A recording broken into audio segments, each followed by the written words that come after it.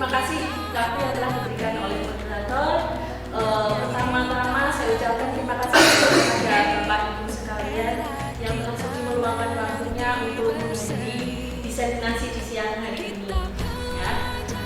Diseminasi yang akan kami sampaikan kebetulan adalah tentang budaya positif. Ini salah satu modul yang kami sedang pelajari di pendidikan guru penggerak angkatan lingkungan.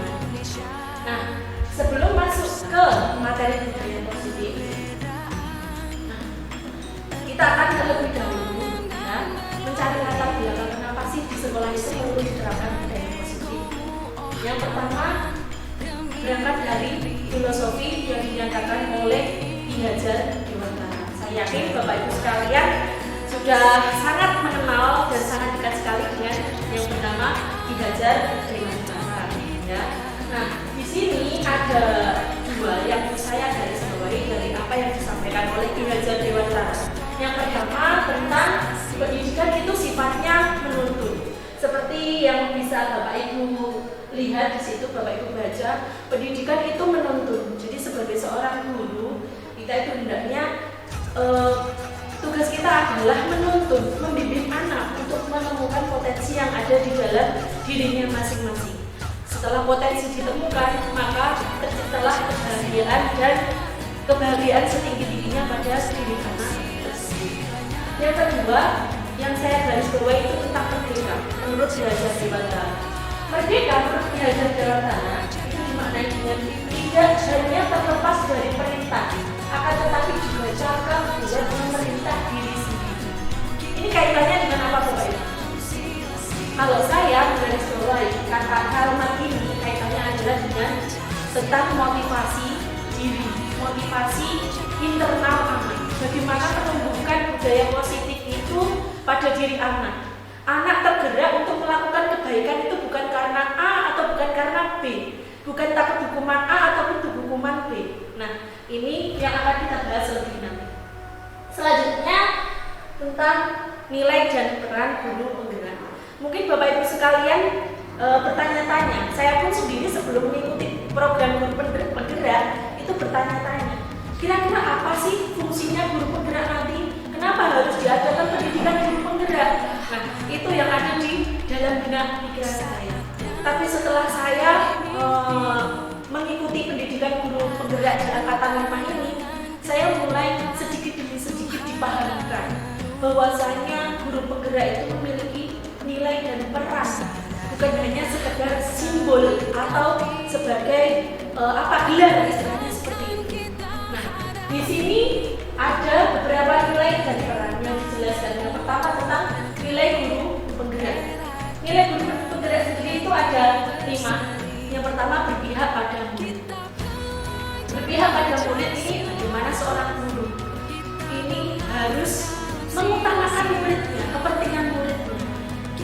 Apakah saya sudah seperti itu sebagai seorang guru? Apakah kita semua sudah seperti itu? Nanti kita akan coba bahas lebih. Yang kedua, mandiri. Mandiri seorang guru itu dituntut untuk mandiri. Mandiri itu dalam hal tidak hanya mandiri mampu mengajar mata pelajarannya sendiri, bukan. Tapi di sini mandiri itu kita juga harus tahu potensi yang ada di diri kita. Bagaimana kita mengembangkan potensi kita. Nah, itu masuk ke yang kedua. Yang ketiga, kolaboratif. Seorang guru tidak boleh individualis. Ya. Kita harus mampu berkolaborasi dengan rekan-rekan sejawat kita, rekan-rekan yang ada di satu sekolah kita, rekan-rekan yang ada di luar sivitas akademik kita. Kita harus mampu berkolaborasi dengan mereka. Yang keempat, inovatif. Nah, ini agak berat ya Bapak Ibu ya. Jadi kalau saya sendiri bertanya pada saya sendiri, mungkin saya juga belum inovatif, melakukan inovatif karena inovatif ini membuat membuat hal baru atau menemukan hal baru. Nah, seorang guru kita itu bisa berubah media pembelajaran atau metode pembelajaran baru atau cara khusus untuk memudahkan anak belajar A atau D memahami materi seperti itu, termasuk inovasi yang dilakukan oleh guru. Dan yang terakhir tentang reflektif. Reflektif itu seorang guru selain 4 nilai harus punya nilai reflektif. Reflektif di sini itu seorang guru harus pandai memaknai apa yang telah dilakukannya sehari-hari. Nah, seperti itu. Kalau mungkin di guru-guru yang PNS ketika PKG itu kan mengenal namanya PTK. PTK itu adalah salah satu bentuk laporan reflektif guru. Nah, itu contohnya. Nah, kelima, nilai ini harus dimiliki oleh seorang guru penggerak. Selanjutnya mengenai peran guru penggerak. Selain nilai ada peran ya. Nah, peran di sini itu juga ada 5. Yang pertama, menjadi pemimpin pembelajaran. Bapak Ibu semua di sini saya kira semuanya sudah menjadi pemimpin pembelajaran di kelas. Semua guru itu adalah pemimpin. Yang kedua, menjadi coach bagi guru lain. Nah, ini yang coba saya praktekkan di sini ini adalah mencoba menjadi coach bagi Bapak Ibu guru. Nah, yang ketiga, mendorong kolaborasi. Semoga apa yang saya lakukan ini bisa mendorong Bapak Ibu sekalian untuk saling berkolaborasi, untuk saling bekerja sama demi mencerdaskan anak bangsa. Ya. Yang keempat, mewujudkan kepemimpinan murid. Nah, bagaimana ini tadi berkaitan dengan merdeka yang dipaparkan oleh Ki Hajar Dewantara. Ya, bagaimana mewujudkan seorang anak itu bisa percaya diri bahwa dirinya itu adalah pemimpin. Yang kelima, menggerakkan komunitas praktisi. Nah, komunitas praktisi itu seperti apa Bapak Ibu? Ini adalah komunitas praktisi atau mungkin Bapak Ibu tergabung dalam MGMP. MGMP itu juga contoh komunitas praktisi. Misalnya guru bahasa Inggris. Nah, MGMP bahasa Inggris komunitas praktisi mengajar bahasa Inggris. Atau guru matematika, jadi itu MGMP matematika itu adalah komunitas praktisi mengajar matematika. Untuk selanjutnya, nilai dan peran guru penggerak ini diwujudkan dalam bentuk apa sih? Nah, ini seorang guru penggerak bisa dikatakan penggerak tidak hanya memiliki nilai dan peran dari guru penggerak itu sendiri, melainkan harus diwujudkan dalam bentuk visi. Ya. Ketika kita sudah tergerak dan ingin menggerakkan orang lain, maka kita harus punya visi. Visi itu apa Bapak Ibu? Visi itu adalah ya semacam cita-cita, keinginan kita di masa yang akan datang itu kita ingin seperti apa. Jadi untuk mewujudkan individu yang merdeka, mandiri, mampu berdiri di atas kemampuannya sendiri, itu yang seperti yang dikemukakan oleh KHD ya, Ki Hajar Dewantara, seorang guru penggerak itu melalui nilai dan perannya tadi ya harus dapat memprakarsai sebuah perubahan dengan menunjukkan keyakinan akan nilai-nilai kebaikan sehingga terwujudlah budaya positif di sekolah. Jadi itu tadi adalah sedikit tentang latar belakang kenapa budaya positif itu perlu diterapkan di sekolah. Nah, selanjutnya ini ada sedikit pertanyaan pemantik untuk kita semua. Nah, kira-kira apakah kita setuju apa tidak dengan pernyataan berikut ya? Ada 3 pertanyaan. Pernyataan yang pertama, hukuman itu dapat mendisiplinkan anak. Menurut Bapak Ibu, kira-kira Bapak Ibu setuju gak dengan pernyataan ini? Yang setuju angkat tangan? Yang tidak setuju? Oke, nanti kita bahas ya jawabannya. Yang kedua, pemberian hukuman dengan hal positif seperti membaca atau memberikan halaman sekolah, membersihkan halaman sekolah dapat meningkatkan kedisiplinan anak. Kita simak dulu ya jawabannya ya, sambil dipikir ya. Yang ketiga, memberi penghargaan dapat meningkatkan motivasi belajar. Kira-kira ini bagaimana Bapak Ibu ya? Langsung saja kita masuk ke materi inti budaya positif dengan topik sebagai berikut. Yang pertama tentang disiplin positif dan nilai-nilai kebajikan universal. Ada teori motivasi, hukuman, penghargaan dan restitusi. Yang ketiga keyakinan kelas, kemudian kebutuhan dasar manusia dan dunia berkualitas, restitusi 5 posisi kontrol, dan yang terakhir restitusi segitiga restitusi. Selanjutnya kita akan membahas tentang disiplin positif. Nah, disiplin positif di sini diartikan sebagai sebuah pendekatan pendidik anak untuk melakukan kontrol diri dan membentukkan kepercayaan diri pada diri anak itu. Jadi Bapak Ibu, disiplin itu tidak bisa kita maknai hanya taat pada aturan seperti itu, tapi lebih bagaimana menumbuhkan kepada anak untuk menyadari atau mengontrol dirinya sendiri. Apakah dirinya sendiri itu sudah berbuat baik atau belum? Nah, berhubungan dengan disiplin positif, tentunya untuk menumbuhkan disiplin positif itu diperlukan adanya keyakinan pada diri sendiri. Nah, keyakinan itu apa yang diyakini? Tentunya adalah nilai-nilai kebajikan. Di sini langsung kita ada berbagai teori tentang nilai kebajikan. Namun yang dekat dengan kita saat ini adalah nilai kebajikan yang berkaitan dengan profil pelajar Pancasila. Nah, apa saja profil pelajar Pancasila itu? Yang pertama, beriman bertakwa kepada Tuhan Yang Maha Esa dan berakhlak mulia. Yang kedua, mandiri, bernalar kritis, berkebinekaan global, bergotong royong dan kreatif. Ini yang harus diyakini oleh anak-anak di kurikulum saat ini. Seperti itu. Selanjutnya, setelah anak-anak meyakini ya bagaimana menumbuhkan disiplin positif, diperlukan juga adanya motivasi diri.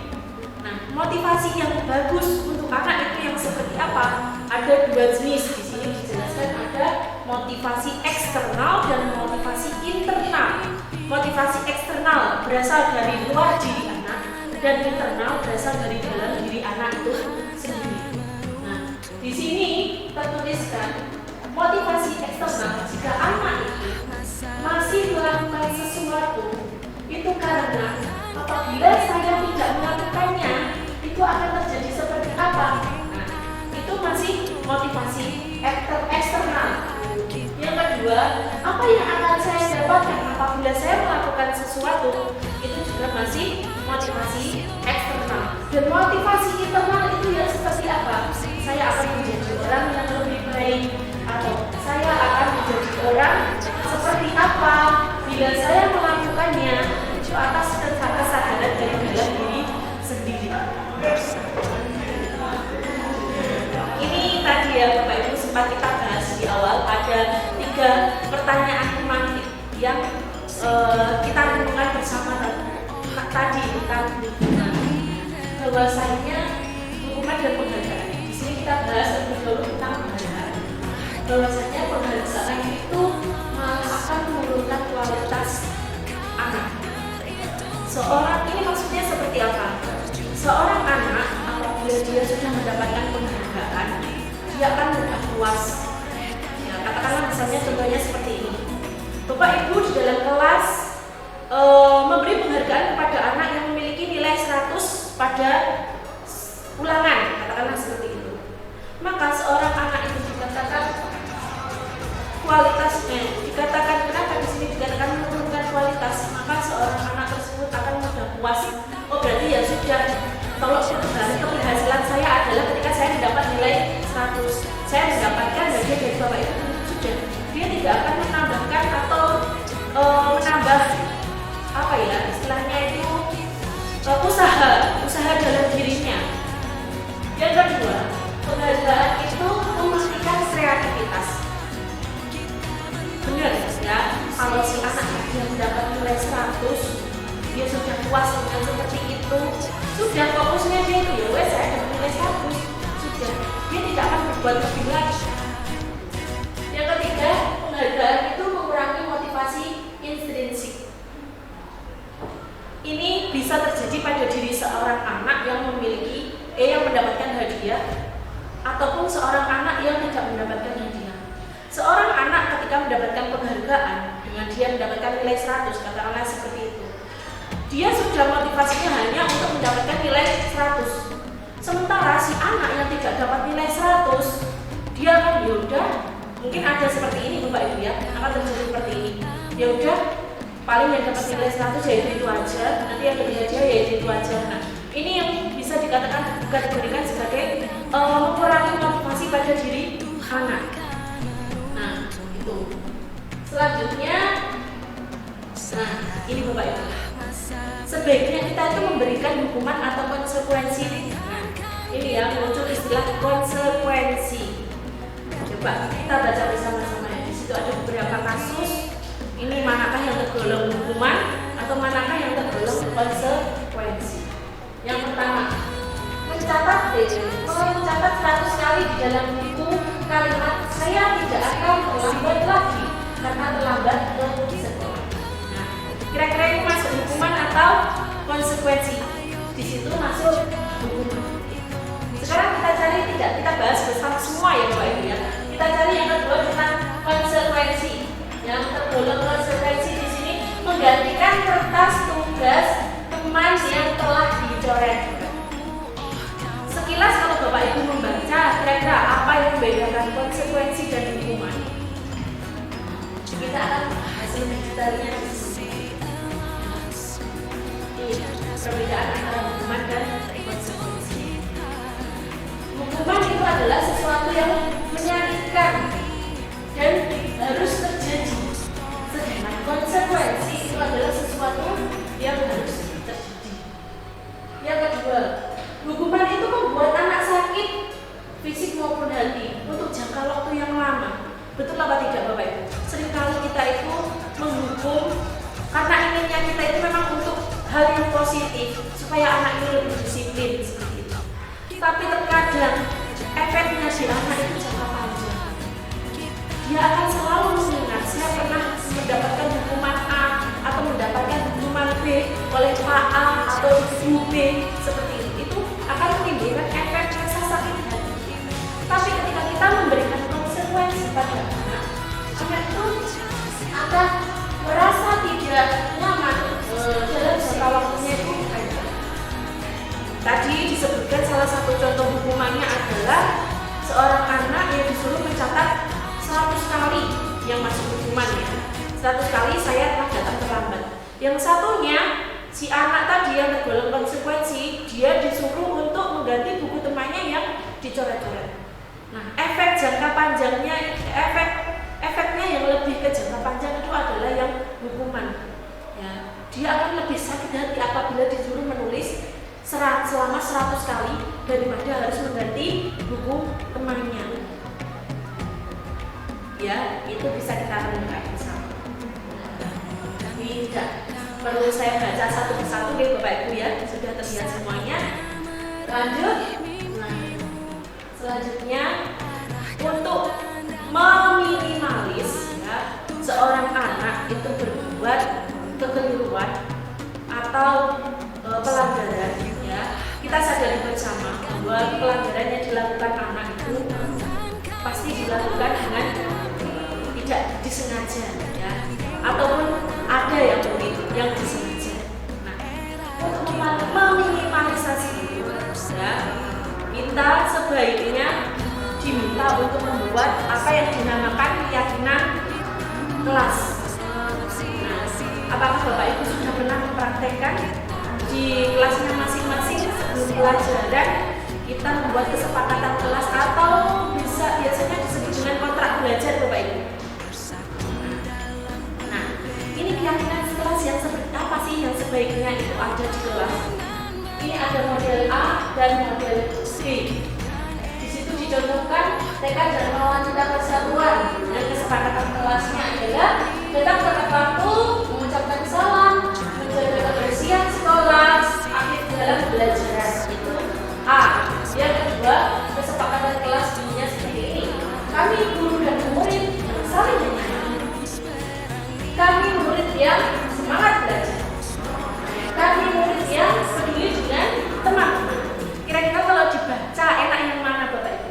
Pasti Bapak Ibu akan memilih yang sebelah kiri ya. Nah, karena di situ mengandung kalimat persuasif yang baik ya, bersama-sama. Tidak hanya dilakukan oleh murid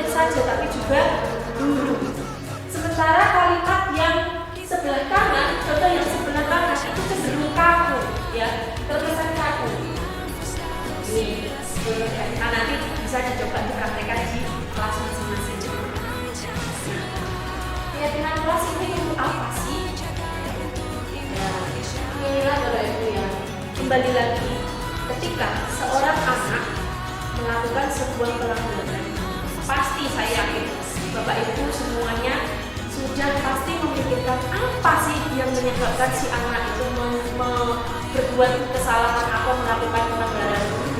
Kembali ke sini, kita harus menyadari bahwa si anak tersebut atau kita semua itu memiliki 5 kebutuhan dasar. Ini adalah 5 kebutuhan dasar yang disampaikan oleh Abraham Maslow. Di sini ada 5 kebutuhan dasar yang dimiliki oleh manusia. Kebutuhan akan bertahan hidup, ini secara fisiologis, ya Bapak Ibu ya. Kemudian kasih sayang dan rasa diterima, penguasaan, kesenangan, kebebasan itu secara psikologis. Mungkin contohnya seperti ini. Di kelas ada seorang anak ya, yang mohon maaf, ini kasus ini tidak jarang kita temui. Kita sering menemui anak yang mohon maaf, dia memiliki seorang anak tersebut memiliki latar belakang keluarga yang kurang bahagia. Entah keluarganya itu berbentuk atau dan lain sebagainya, sehingga menyebabkan anak tersebut malas-malasan di kelas, malas pergi ke sekolah, atau mungkin di kelas itu istilahnya apa ya Bapak Ibu ya, tingkrak-tingkru, tidak semangat. Nah, ketika menghadapi anak-anak seperti itu, kita bisa mendekatinya. Pasti ya, yang harus kita pikirkan adalah pasti anak ini salah satu kebutuhan ini belum terpenuhi ya. Berarti kalau anak seperti itu, berarti kira-kira kebutuhan apa yang belum terpenuhi Bapak Ibu? Nah, kita lihat nanti kebutuhan kasih sayang dan perhatian. Nah itu, jadi kita perlu menyadari bahwasanya seorang anak melakukan pelanggaran atau berbuat salah ke sekolah itu bisa berasal dari kebutuhan yang belum terpenuhi. Selanjutnya tentang restitusi. Restitusi itu apa sih? Kalau tadi kita sudah berbicara masalah hukuman dan konsekuensi. Ada yang paling baik di antara keduanya itu yaitu restitusi. Restitusi itu proses menciptakan kondisi bagi murid untuk memperbaiki kesalahan yang sudah dilakukan. Jadi kita bersama-sama mencari solusi, ya. Kemudian mereka bisa kembali ke kelompoknya itu dalam keadaan baik-baik saja. Begitu. Nah, dengan karakter yang justru lebih kuat. Ini yang dinamakan restitusi. Nah, bagaimana proses restitusi itu sendiri digambarkan dalam sebuah segitiga restitusi. Ada tahapan di situ, 3 tahapan restitusi. Yang pertama adalah menstabilkan identitas, yang kedua validasi tindakan yang salah, yang ketiga menanyakan keyakinan. Keyakinan yang telah diyakini di kelas tadi. Ini prosesnya seperti apa? Akan lebih jelasnya kita bahas ini, ya. Bagaimana sih menstabilkan identitas? Jadi ketika kita menangani sebuah kasus atau persoalan siswa, ya, hal yang kita lakukan itu ada ketika kita menerapkan restitusi. Yang pertama adalah menstabilkan identitas. Ya. Menstabilkan identitas ini contoh dialog ya, atau apa percakapan yang kita bisa gunakan untuk menstabilkan identitas itu seperti ini. Berbuat salah itu tidak apa-apa. Tidak ada manusia yang sempurna. Nah, ibu pun pernah berbuat salah, misalnya seperti itu. Ya, saya juga pernah melakukan kesalahan seperti itu. Kita bisa menyelesaikan itu. Nah, sebelum kita bertanya pada sebab akibat, lebih akan lebih kita menstabilkan identitas dengan kalimat-kalimat seperti itu. Kira-kira mungkin nggak Bapak Ibu? Ini secara teori ya, prakteknya mungkin agak lupa ya kalau kita itu pernah mengenal teori ini. Biasanya seperti ini. Ya. Selanjutnya, ya, setelah kita menstabilkan identitas, cara berikutnya adalah validasi tentang tindakan yang salah. Apa yang kita sampaikan untuk memvalidasi tindakan yang salah? Pada padahal kamu itu bisa ya melakukan yang lebih buruk dari ini, tapi kamu tidak melakukannya. Kamu pasti punya alasan mengapa kamu melakukan itu. Atau kamu patut bangga pada diri sendiri, karena kamu telah melakukan sesuatu yang sangat penting buat kamu. Apalagi kamu boleh mempertahankan sikap itu, tapi kamu harus menanamkan sikap yang benar. Ini contoh setelah kita melakukan validasi identitas. Tahap yang terakhir adalah menanyakan keyakinan. Itulah kenapa penting sekali di kelas itu perlu adanya keyakinan. Karena ketika anak itu melanggar, maka kita akan dengan mudah untuk mengembalikan si anak itu pada hal yang diyakini bersama-sama temannya. Nah, apa yang bisa lakukan? Ini contohnya menanyakan keyakinan.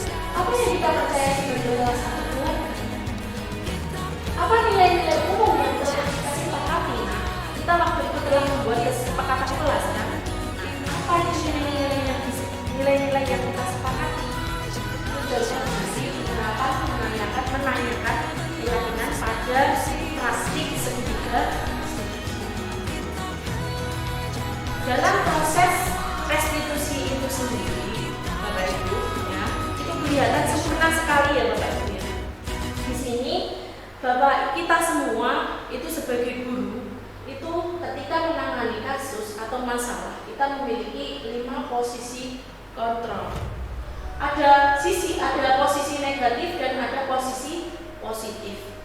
Posisi negatif itu ada 2, yaitu sebagai penghukum dan pembuat merasa bersalah. Sedangkan posisi positif itu ada 3, sebagai teman, sebagai pemantau, dan sebagai manajer.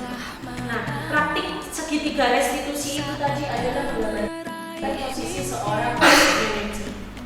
Bagaimana contohnya sebagai penghukum? Sebagai penghukum ini mungkin yang sering kita lakukan. Tadi sudah dijelaskan, menghukum, silakan menulis 100 kali bahwa saya terlambat. Itu termasuk menghukum. Akhirnya menimbulkan efek jerah. Ya. Menghukum itu biasanya sudah direncanakan atau belum Bapak Ibu?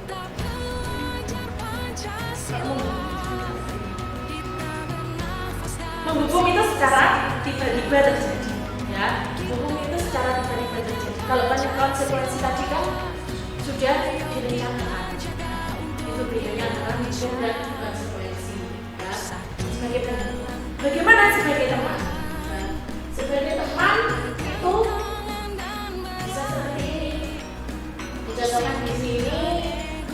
Nah, mohon maaf, yang kedua membuat merasa bersalah ya. Membuat merasa bersalah itu seperti ini. Kamu sudah mengecewakan ibu. Nah, contoh katakanlah di kelas ada anak rame, terus bapak itu menghadiri, kemudian bapak itu bicara seperti ini. Kamu nggak kasihan ya bapak ibu dari tadi?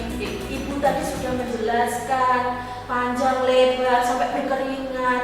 Kamu enak-enakan ngobrol sama temanmu sendiri. Nah, itu salah satu contoh kita sebagai pembuat rasa bersalah. Selanjutnya untuk posisi teman. Contohkan di sini itu, nah lakukan ya, tolonglah nak ya, lakukan itu untuk ibu ya. Ya sudah, nanti saya akan bantu kamu. Itu termasuk sebagai posisi teman ya. Posisi selanjutnya itu sebagai pemantau. Pemantau di sini itu lebih berpatokan pada tata tertib yang ada. Jadi mengembalikan anak ke tata tertib yang ada, mengembalikan pada keyakinan kelas yang ada tanpa adanya solusi. Nah, ketika menghadapi sebuah masalah, anak itu tidak hanya dihadapkan pada tata tertib, tidak hanya dikembalikan pada keyakinan kelas, tapi kita sebagai manajer, posisi yang tersempurna atau paling sempurna di sini, bagaimana membelajarkan seorang anak itu bisa mandiri, ya, menemukan solusi untuk masalahnya sendiri. Itu hal yang terpenting yang dicatat sebagai seorang manajer. Ya. Kira-kira bisa nggak Bapak Ibu kita berposisi sebagai manajer? Bisa ya, pasti bisa. Ini ada video langsung video. Ini Bapak Ibu akan sedikit saya tayangkan. Ini skenario ya, bukan alami. Jadi skenario yang sudah pernah saya buat tentang segitiga restitusi beserta prakteknya. Bapak Ibu, ini salah satu contoh video ya, dimana saya telah melakukan praktik segitiga restitusi sebagai manajer dalam menangani kasus anak yang bermain HP di dalam kelas.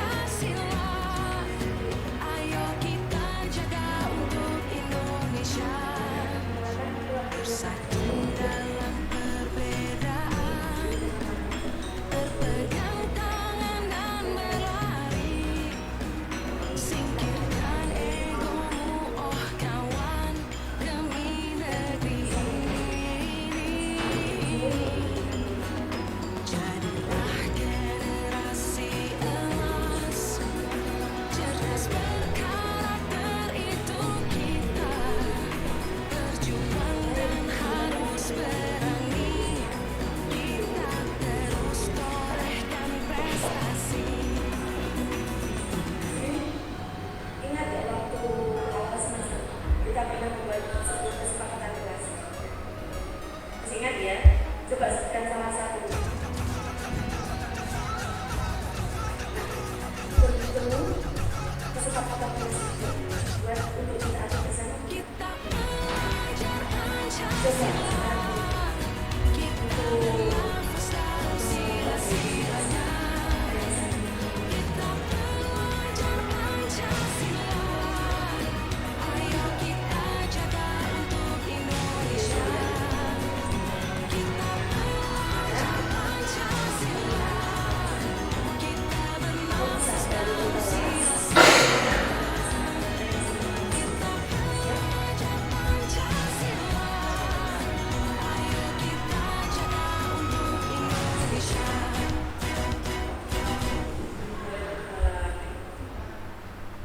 Itu tadi sedikit tayangan video tentang contoh praktik segitiga restitusi yang telah saya buat. Di situ dalam praktiknya saya sudah melakukan 3 tahapan pada segitiga restitusi. Yang pertama tentang menanyakan,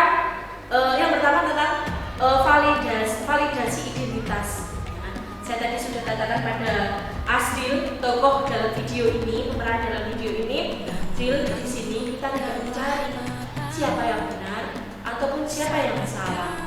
Kita akan mencari solusi dari permasalahan. Ini salah satu bentuk menstabilkan identitas yang tadi saya praktekkan. Yang kedua, pada tahap validasi tindakan yang salah, itu di situ saya praktekkan, saya contohkan seperti ini. Asli tadi tahu bahwa apa yang telah Asli lakukan itu merugikan orang lain. Nah, itu validasi tindakan yang salah. Dan yang terakhir itu ada proses menanyakan keyakinan. Saya kembalikan Asli pada keyakinan kelas. Kira-kira keyakinan kelas apa ya di sini kamu yakini, ya, yang kamu yakini dalam kasus ini. Tidak boleh bermain HP di kelas atau menyembunyikan HP selama pelajaran. Nah, solusinya apa sih? Azil tadi menyampaikan bahwa saya akan meminta maaf, kemudian saya tidak akan mengulangi lagi. Itu Bapak Ibu ya, sebagai seorang manajer yang penting adalah bagaimana kita membimbing seorang anak didik kita itu untuk menemukan solusi dari permasalahannya sendiri. Itu yang dikatakan memandirikan siswa. Sekian apa yang dapat saya sampaikan.